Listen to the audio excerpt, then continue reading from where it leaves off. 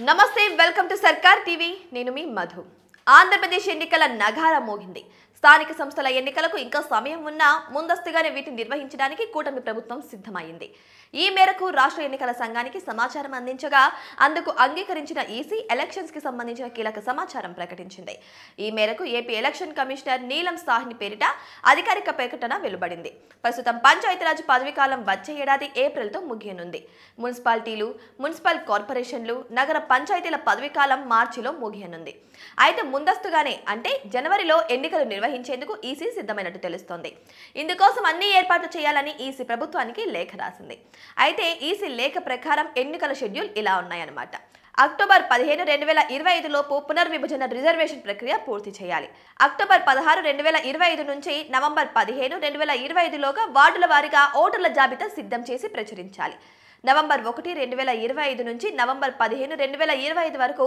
ఎన్నికల అధికారుల నియామకం ఉంటుంది ఇక నవంబర్ 16, 2025 నుంచి నవంబర్ 30, 2025 వరకు పోలింగ్ కేంద్రాల ఖరారు ఉంటుంది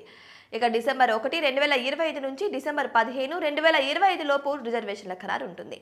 ఇక డిసెంబర్ చివరి వారంలో రాజకీయ పార్టీలతో ఈసీ సమావేశాలు ఉంటాయి జనవరి 2026లో ఎన్నికల నోటిఫికేషన్ విడుదల చేస్తున్నట్టు తెలుస్తుంది ఏదేమైనా సరే ఇప్పుడు ఈ స్థానిక సంస్థల ఎన్నికల హోర్ అనేది ఆంధ్రప్రదేశ్లో చాలా చక్కగానే కనిపిస్తుంది అయితే ఇంత తొందరగా స్థానిక సంస్థల ఎలక్షన్స్ వస్తాయని కూడా ఎవరు ఊహించలేదు బట్ వెయిట్ చేసి చూద్దాం మరి స్థానిక సంస్థల ఎలక్షన్స్ లో ఈసారి కూటమి విజయం సాధిస్తుందా లేదు అంటే తర్వాత వైసీపీకి ఎక్కువ మెజారిటీ వచ్చే అవకాశాలు ఉన్నాయా మరి మీరేమనుకుంటున్నారు కామెంట్ బాక్స్ లో కామెంట్ చేయండి ఇటువంటి మరిన్ని ఇంట్రెస్టింగ్ అప్డేట్స్ కోసం మా ఛానల్ ని సబ్స్క్రైబ్ చేసుకోండి